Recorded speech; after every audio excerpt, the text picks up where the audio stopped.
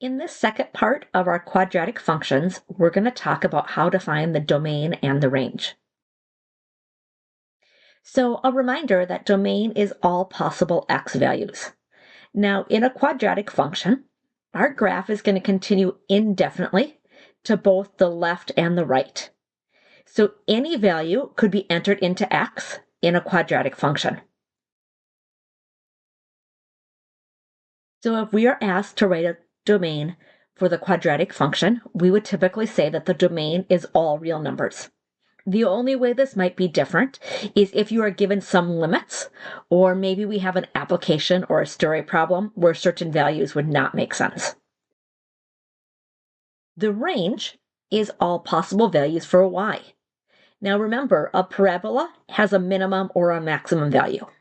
So there's going to be limits to what y can be.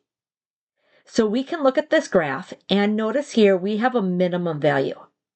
This minimum value occurs at y equals 1. So we know that y can never be less than 1.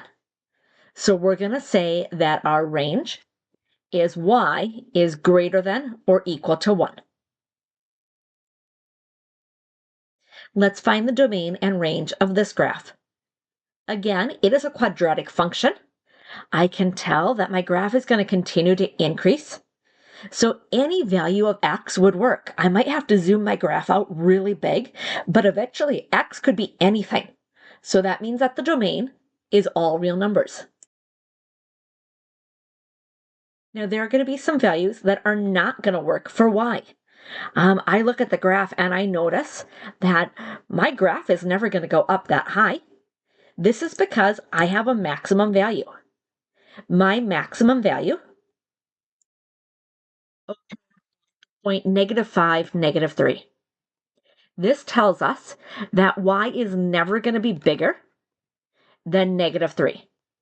So for my range, we're going to write that y will be less than or equal to -3. So any value like -10, -100, that's going to work for y, but y is never going to equal 0.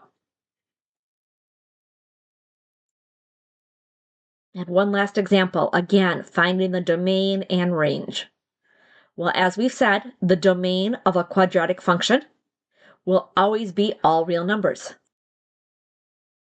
To find the range, we have to find the vertex and think about if it's a minimum or a maximum. Our vertex is at -2, -4. This is a minimum.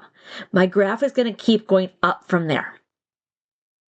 So that means my range or my y values, y is going to be greater than or equal to -4.